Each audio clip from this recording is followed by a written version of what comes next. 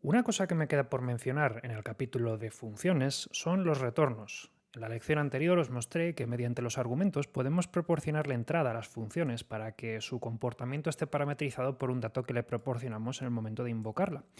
Y en realidad las funciones, su principal utilidad también es en poder generar resultados nuevos, de tal manera que podamos hacer que la asignación a una variable no se haga de forma directa, sino que se haga como consecuencia de una evaluación que puede ocurrir en otra subrutina, en otra parte del programa, que es precisamente para lo que sirven los retornos de las funciones, para que una vez que una función se ejecuta y ha hecho su algoritmo, se pueda devolver el resultado de ese algoritmo de una forma conveniente.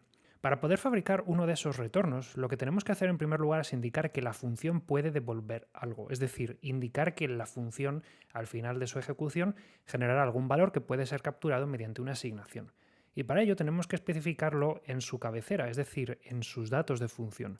Igual que nosotros ponemos el nombre de la función y sus argumentos, si queremos hacer que una función devuelva algo, lo que tendremos que hacer es especificarlo justo entre el paréntesis de cierre y la llave de apertura del cuerpo de la función. Aquí, entre medias, tendremos que poner como una palabra aparte el tipo de dato que se supone que tiene que generar esta función. Porque como os podéis imaginar, Go al ser un lenguaje donde todo tiene tipo, es necesario que también el retorno esté tipado, para que así cuando asignemos alguna variable, Go pueda evaluar si ese retorno se corresponde con lo que debería corresponderse. Entonces, por ejemplo, vamos a verlo de forma práctica.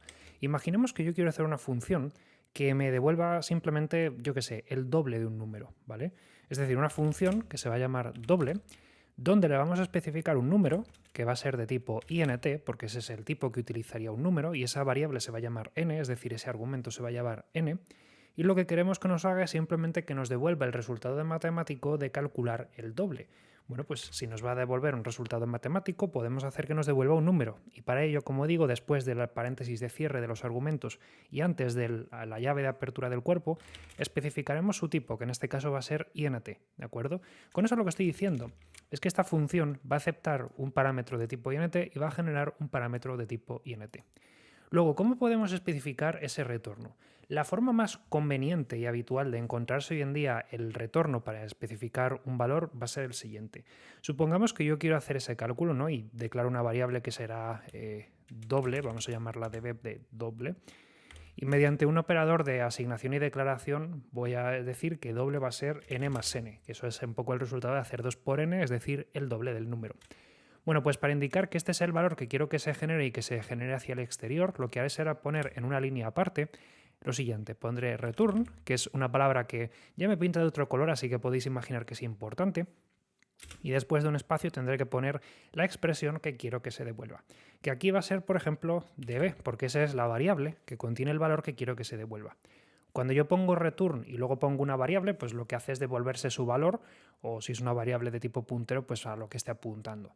También, por supuesto, podría hacer, vamos a imaginar que esta fuese del tipo correcto, directamente return 42 o return cadena de caracteres sola, ¿vale? Es decir, que con que sea una expresión, bien sea una variable o algo puesto así tal cual a palo seco, valdría, ¿vale? Lo que sí es importante es que ahora, una vez que hemos hecho esto, podemos simplemente capturar el retorno de esa función asignándosela a una variable. Por ejemplo, supongamos que yo quiero calcular el doble de 2.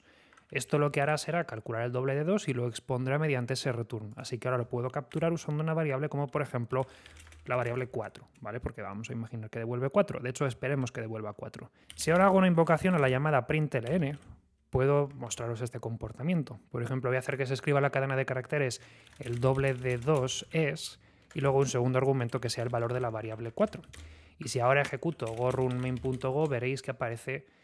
Bueno, vale, perdón, no he quitado este return, perdón. Si ejecuto eso, pues veis que pone el doble de 2 es 4, ¿vale? ¿Por qué? Porque se ha hecho 2 más 2 es 4, se ha hecho ese return y por lo tanto lo hemos podido capturar aquí en la variable 4. Y ya está, ¿vale? Eso es todo sobre funciones realmente, ¿vale? Entradas, salidas, y con eso ya podéis fabricar vuestras propias funciones. Empezad a sacarle partido porque las funciones es un tema bastante importante y bastante relevante y va a ayudaros a escribir mejor código. Y ahora sigamos hablando de más características fundamentales de Go. Las puedes ver todas en esta lista, así que al lío.